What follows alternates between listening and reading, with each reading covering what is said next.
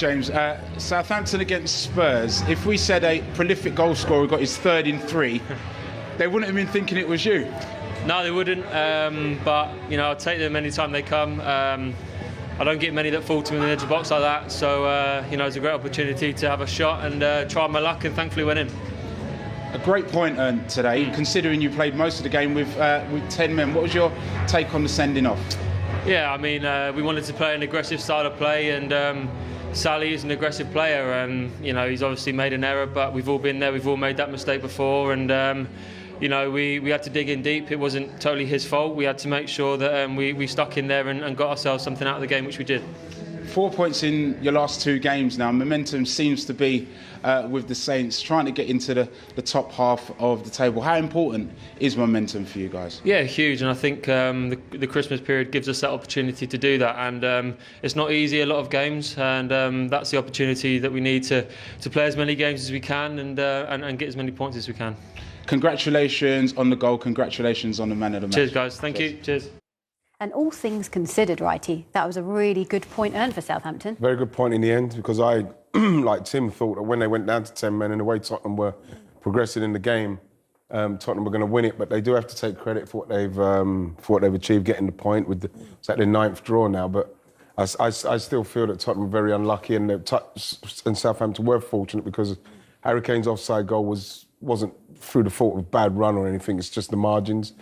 And I thought that the goalkeeper was a goalkeeper's error for the goal. So they had 2 goals chalked off there. Tottenham could have easily have been.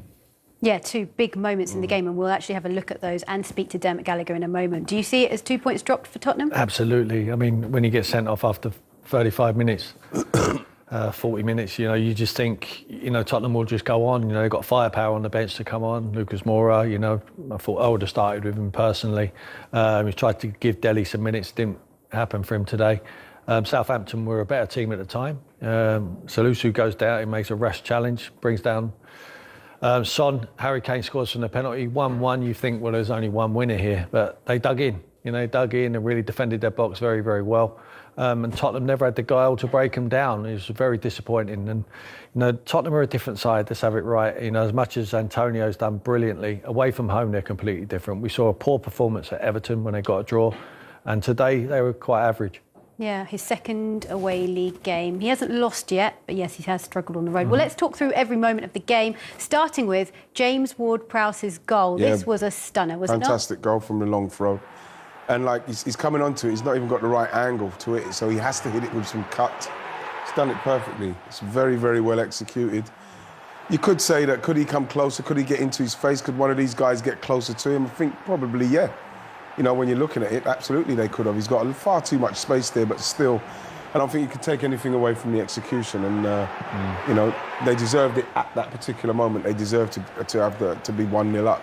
The thing is, if you had a team meeting before the game, you know, Conte would have said, who do we not want to leave on the edge of the box? Yeah. And they would have said Ward-Prowse. So they would say, well, why did you do that? It's communication. Yeah. Winks just has to open his mouth and say to Son, just drop 5 yards there, get goal side of him. No problem. They didn't do that. Failed to communicate. So Mohamed Salisu saw red, and this was for picking up 2 yellow cards. Now, the first yellow, we thought, not too sure if that is a yellow, but actually we've been told that it was an accumulation of fouls, and we're going to see them now. So these are the fouls that led to the first yellow. What do you think, Righty? Yep, that's a foul. That's rash. He doesn't need to do that. You look at that. Dele's just going to pass it sideways. You know, yes, you're trying to play aggressively, like James Ward-Prowse said. Again, you know, he's come in, he's clumsy, he's slipped maybe, but like again, that's a little bit unfortunate, that one. And then same with this. And this is his first yellow that we're going to see now. Yeah, he's not even made a challenge. He's rushing in, so he can't. He's out of control of his body kind of, so he bumps into him. So there's accumulation, but all of those with a little bit more experience, which I'm sure he'll gain, he probably doesn't make those challenges. And this is the second yellow, which is, of course, then of sending. Well, again, I think he's gone in too far trying to win that ball off of Dele. You don't need to win it. Now you're out of space, out of the right position, because, like, Son is quick, and you can see he's got the wrong side of him, and in the end, you know, he's given away the penalty. And I think with experience, probably all of those challenges he'll probably avoid doing. And saying, like, let him lay that back, I'll just ease off of him, so I can get myself back in the space, Tim. He's got to learn, because he looks to me like a player who keeps a manager awake at night. I think he will continue to make mistakes like this throughout his career, and it's a liability. He needs to slow down. He's making rash decisions at the wrong time, and it's costing his side. Yeah. Well, let's actually get some more post-match reaction. We are going to hear from ᴜᴏ. Rick, how flat is everyone after that? Feel like, should we start that again because of the swearing? Okay, take 2 in 3, 2, 1. Eric, how's everyone feeling in there? Yeah, obviously disappointed. Yeah, you know, after that, especially after them going down to 10 men, you know, we got to win the game, and we couldn't do that. You showed how to play so very well against 10 men only a couple of days ago. How well did Southampton do with 10 men to make it so difficult for you? Yeah, they did well. Obviously they defended very well. They really fought for each other. So yeah, but you know, I don't think that doesn't matter from our side. We have to be able to break them down and get at least a winning goal. And we weren't good enough at doing that. After so many home games in a row, some outside the club, pundits, fans and so on, perhaps getting overexcited, get carried away by the run that you'd been on. Does this show how much there is a lot more work still to come to get to where you want to be? Yeah, we have to stay within the group and within the club. We've got to keep things in perspective and make sure we're aware of the reality. And obviously, you know, we've gone on a very good run. We drew here today, which you know, is disappointing, especially given the circumstances. But now we just have to, you know, move on to the next game and keep trying to improve. And still unbeaten under the new manager in the Premier League. So, you know, progression is happening. Yeah, of course. I think everyone can see the progression, but you know, that's clear to see in the results and the performances. But you know, it's definitely not. We're not in a bad place. We just have to keep realistic and keep trying to improve and play better every game. What about yourself? Your 300th Spurs appearance today. I know you would have wanted to mark it with a win, but your manager couldn't have given you more glowing praise this week, saying you could be one of the best centre-backs in the world. How much are you enjoying life right now? Yeah, I'm enjoying it a lot. I'm enjoying learning how to play in this system, the way the manager likes to play it and the way he sees football. So I'm enjoying this experience a lot and learning you know, every day under him. And yeah, I think the most important thing from what he said was that I have a lot of space for improvement, so I'm going to focus on that and keep trying to do better and better. Good stuff. Eric, thanks ever so much. Cheers, thank you. ᴜᴏ there reflecting on today's game, and apologies if you heard any bad language in that interview. OK, next up, there was another incident in this game, Righty, and it was Harry Kane. He got on the score sheet. Tottenham actually thought they'd gone ahead, but then VAR ruled it offside. Yeah, and like I said, it wasn't through Southampton trying to catch him offside. It was just a run that, in this day and age, the margins are very fine. You look at it there, we can't see a proper angle. I don't know if 괰ᴏ is keeping him onside or not. Only the guy who's in VAR could tell me whether that was or not, but those are the margins in which Southampton didn't lose by. Like they're saying his shoulder, really. You know what I mean? This could be anything, could be right drawing anything for as far as I'm concerned. But the fact is that that's how they've stayed in the game. It was very, very fortunate for them. And that for me is that's just luck from Southampton's side, because that's fractions of inches. So that, and for me, like I say, with the goalkeeper's error. So they were very lucky to get a point today. Let's bring ᴰᴏ in now at this stage. Hi, Derm. Hi, Sima. Derm, as Righty said, it was fractions. It's just so marginal in this game now, especially with these calls. You can understand why the Tottenham fans will be really frustrated with that decision, can't you? I can, but it's so difficult. You know, they have such fine margins. The other thing, Sima, it's come on the back of the weekend where everybody was praising VAR with the offside. You know, with the Antonio goal, there was 2 goals at the weekend which were actually given because the lines overlapped, and we talked about last season what it was so fine and people didn't want it. It's moved a little bit further forward this season with the tolerance level, and everybody's embraced it more. We've seen more goals, and then we see one so tight disallowed, and it almost takes us back a little bit. But the trouble with the VAR scheme is it's a factual decision, and if the lines show that it's millimetres unfortunately, that's what it is. Yeah, but I don't care what anyone says, Derm. If they don't show those lines and they give that goal, no one's going to argue with that. Oh, right, yeah, I couldn't agree with you more. You know, we'd be back. You know, it's such fine margins that the assistants are top quality in the Premier League. We know that, and that guy wouldn't possibly be able to see that. So I get that, but we've moved into a different era now. We've got VAR. We have to take it, you know, warts and all. And as I say, we had 2 decisions on Saturday, which everybody goes, oh, fantastic. You know, this is moving forward. And unfortunately, people see this one as going back to last season, but it's not quite. It's just the fact that it didn't fall within that tolerance level. Also, Derm, 2 decisions today, because as Wrighty alluded to it, Doherty foul on Fraser. Was it a foul? You go first, Wrighty, because you did say something very interesting. When you look at it, like from the goalkeeper, he's 6'7", whatever it is. Yeah. He's got to take that ball at its highest point. That's what we're told. So if he catches that normally, then it's fine. But he catches it very low, and like by now, Doherty's he's come in, but he should have already had the ball, Derm, in his arms. Look where he's caught it. I don't think that Doherty going in like that with no flailing arms, nothing. The goalkeeper, you're going to get contact. The goalkeeper's got to be getting that ball, gathering it in. He's not gathered it in, Derm. So for me, for them to look at that and say that Doherty's fouled him, they've got it wrong. Simply because the goalkeeper's meant to take the ball at its highest point, and then the body's just touched because Doherty's not even trying to foul him. He's not even trying to foul him. Yeah, the only thing Doherty doesn't do is keep his eye on the ball. Yeah. You know, he turns away from the ball as if like he's just trying to make it awkward for the goalkeeper, which he does. I agree. I think it's very soft.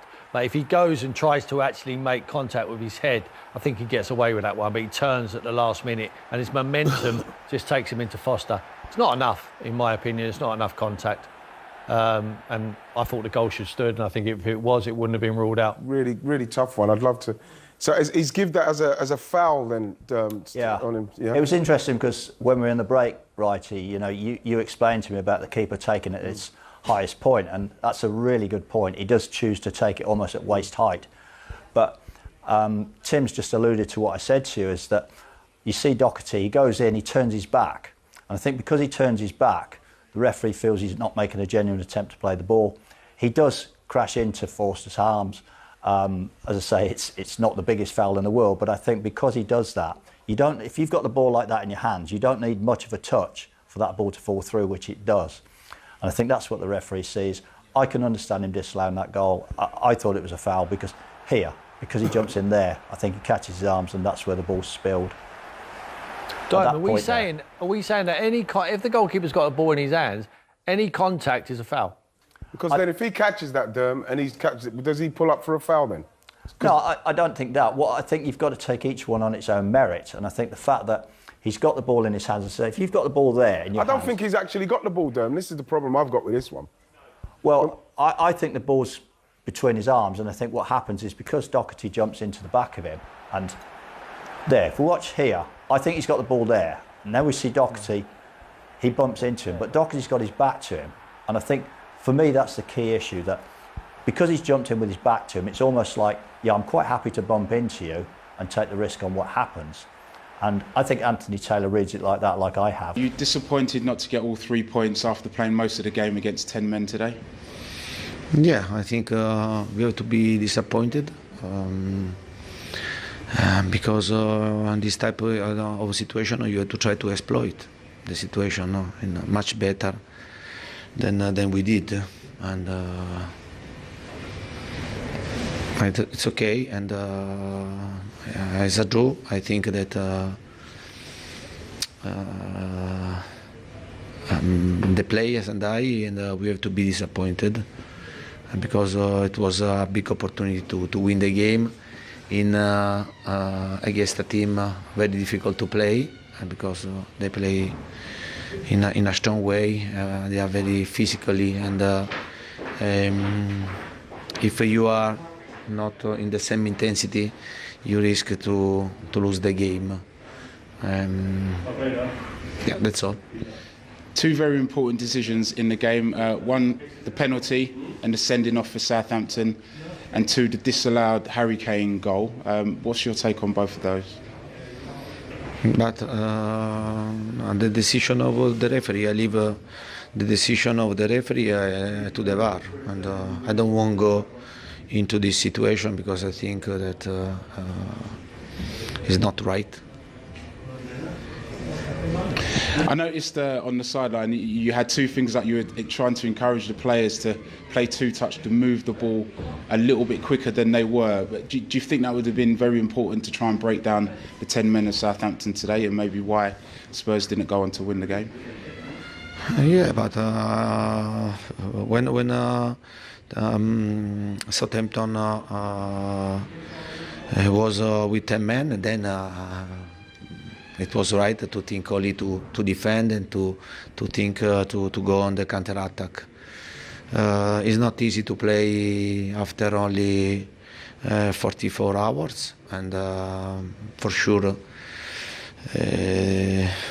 we felt a bit of fatigue, and maybe our decision wasn't so right, and we can make best decision.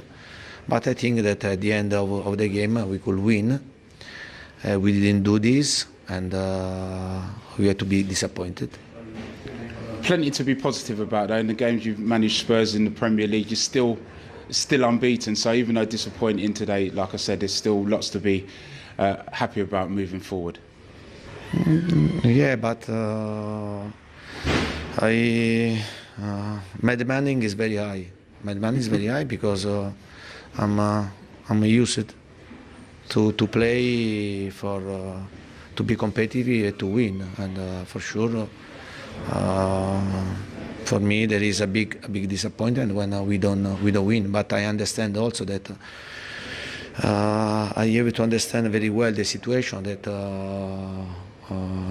now I stay, and for sure we have to work a lot because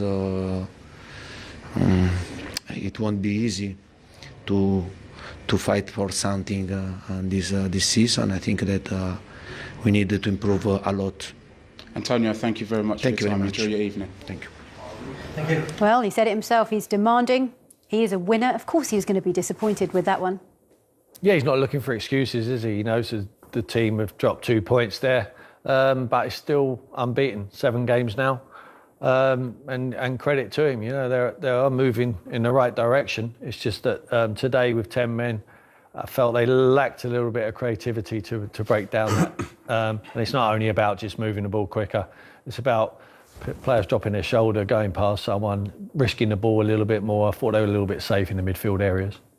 Next 3, Watford, Arsenal, Chelsea in the league. Actually, they played Chelsea a couple of times as well in the Cup in January. So it's not the easiest January coming up. Yeah, it's not the easiest January coming up, but it's not easy for anybody, especially at this period of the fixture list. And we're talking about a Tottenham side, for me, that their front men, as much as it didn't quite work out for them today, they will cause any of those teams major problems, and all those teams will be worried about this particular Tottenham. So I think they can go into those games still feeling pretty confident because they can take points off of anybody now.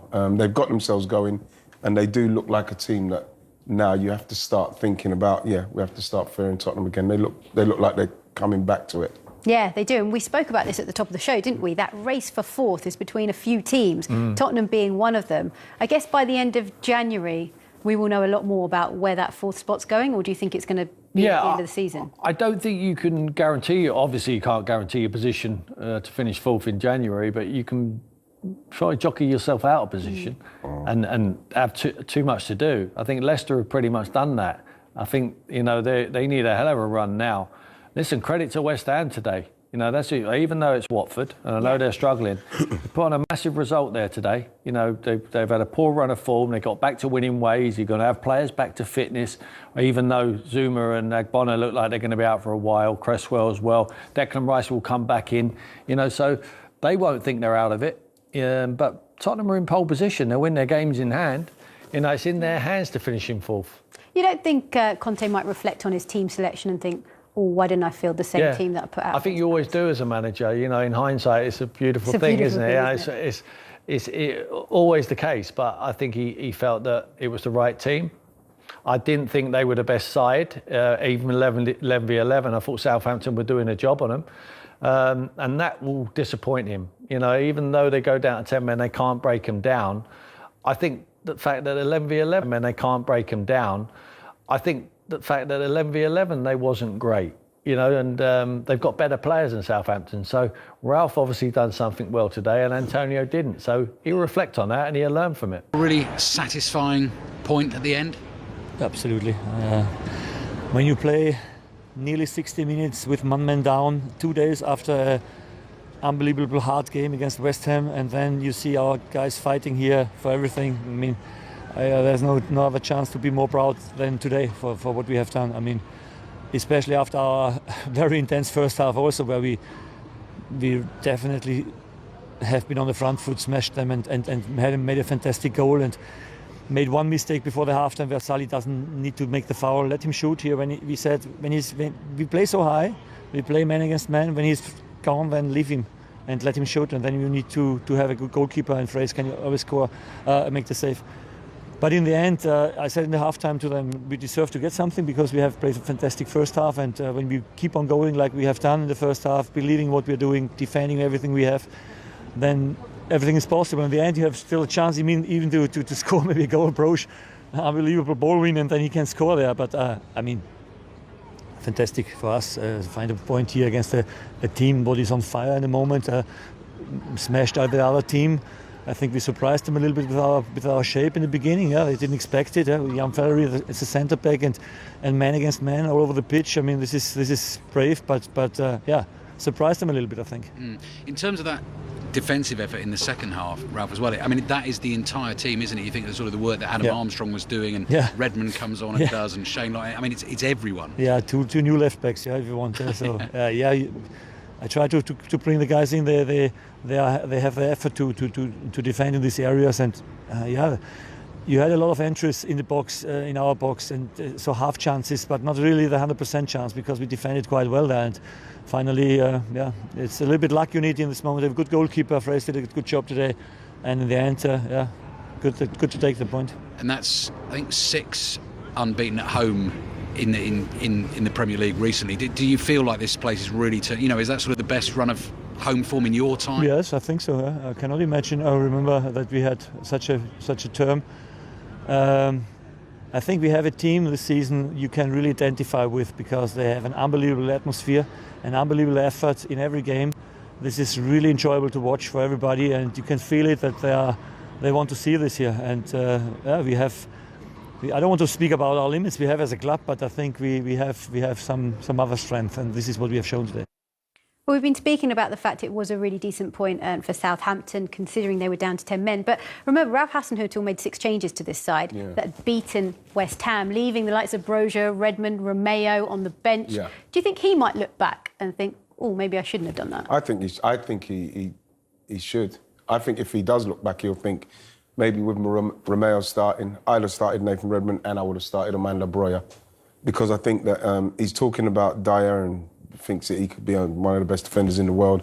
I think we saw Broja come on for, I don't know, the last 20 minutes, whatever it was, and already he stole the ball off of him and went past him. And he's somebody that I think that in this particular game, with how they were trying to play the counter-attack like Antonio Conte said, Broja and Redmond would have done better. Romeo would have done better in that midfield, maybe trying to win that ball to then get it to them. And I think that it was a day today where he mentioned that Tottenham playing the 2 games in so quickly, 44 hours, they could have got at them with those players. And then, after 60 minutes, 70, then maybe you take them off. But I would have probably started with those 3 players definitely playing. Tough job being a manager. Absolutely, but he's not chasing the big prize. He's got to stay in the Premier League. And as much as you want win as many games as you possibly can, if you're Antonio Conte or you're Ralph Rangnick, or David Moyes, because he's chasing it as well, you drop 2 points, it's a season gone almost. They're chasing prizes. Whereas Ralph is always developing. They sell the best players all of the time. He's having to build new sides. He sold Danny Ings and Vestergaard end of last season. I mean, Vestergaard is so important to him as well because of set pieces with Ward-Prowse, the deliveries. Danny Ings scores goals. We've got a new lad from Armstrong from the Championship, settling in. I agree with Wrighty. You've got a boy from Chelsea there who's hungry to impress. He's hungry to impress Chelsea. you know, and everyone who's seeing him for the first time, he has impressed us. So you want to continue to play him. So I think I would have certainly have started with him because I thought when he come on, his pace and power in behind, it was a real threat. OK, well, they are 10 points clear of the drop zone, so they've pulled well away from it into 13th. Maybach